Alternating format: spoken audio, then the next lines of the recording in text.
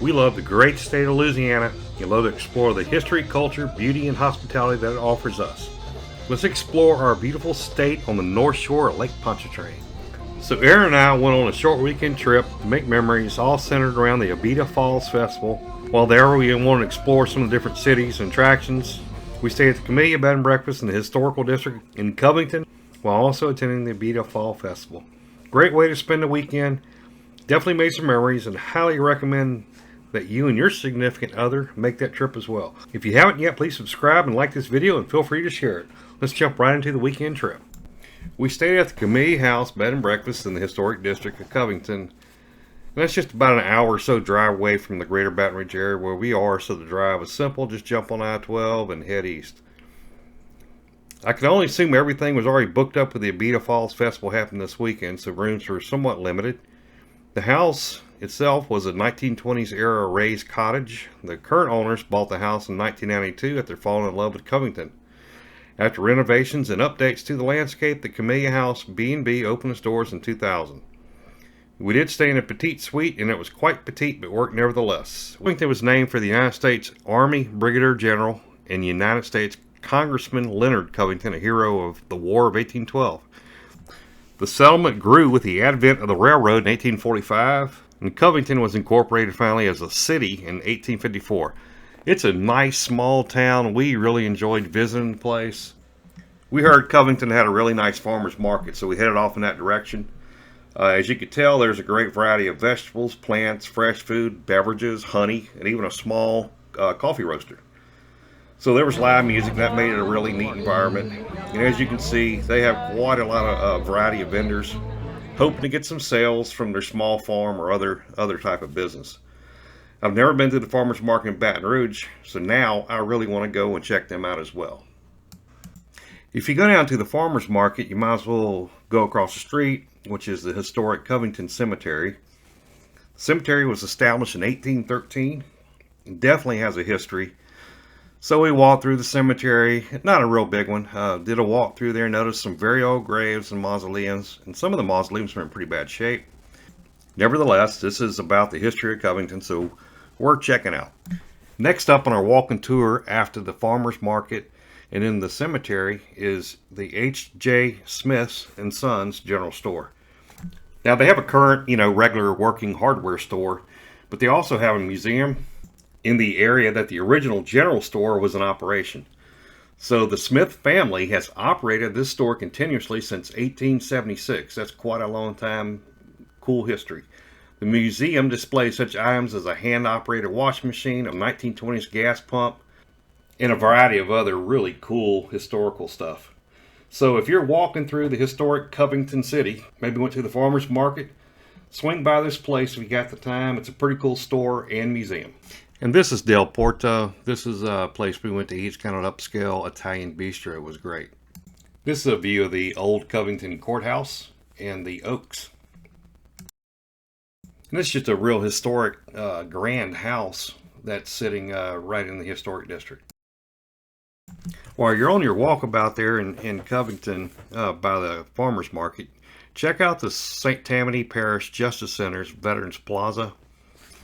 They were just in the process of cleaning the area out. My dad, my two brothers, along with Erin's dad, were all in the military. We feel so strongly about our veterans and everything they've done to secure and keep our freedom. Now, Erin and I have been on the Lake Pontchartrain Causeway before, but it was many, many years ago when we were kids. So we decided to make that quick trek across the lake before venturing out on the North Shore again. If you're in the area, it's worth doing it. It's the 24-mile Causeway Bridge, and it connects the south side of the lake, which is the greater New Orleans area, to the North Shore area, arriving in Mandeville. It is registered with the Guinness Book of World Records as the longest continuous bridge over a body of water. A two-lane causeway was originally built in 1956, but they had to expand just due to the pure volume of cars going across it every day. It took 14 months to build the original causeway at a cost of $46 million. They added an additional bridge, which sits parallel, that allows for two lanes going in each direction. That opened in 1969. So just a quick point on Lake Pontchartrain, although it's called a lake, it's actually an inland coastal water body connected to the Gulf of Mexico via several waterways. The water is brackish, meaning it has some level of salinity, but not like it would be out in the Gulf of Mexico. The reason is some waterways connect to the Gulf, while a number are also freshwater. On a pretty day like we had, you can see the New Orleans skyline in the distance. If you've ever crossed on the Causeway, it's worth the effort to do it. The main driver for our weekend trip was the Abita Fall Festival. They have a Friday night live music event. We didn't make that, and pretty much all day on Saturday. So we decided to go on Saturday and had an absolute blast. This is the second annual Abita Fall Festival. Last year it was not held due to COVID-19. There were live music on 2 stages and 12 bands, including everything from country, zydeco, funk, to folk. And this is Nathan Williams and the Zydeco Cha-Chas. Zydeco music unique to Louisiana, and they had this place rocking.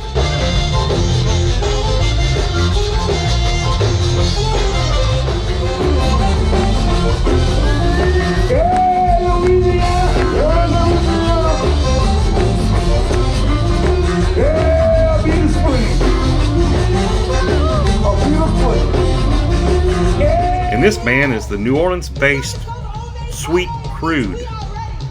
So they call themselves an indie pop and rock band. Just look around, there's beauty to be found, yeah. So we set up our chairs in front of the main stage, drank some beer, ate some food. The event was well organized, food excellent. We're going to be back.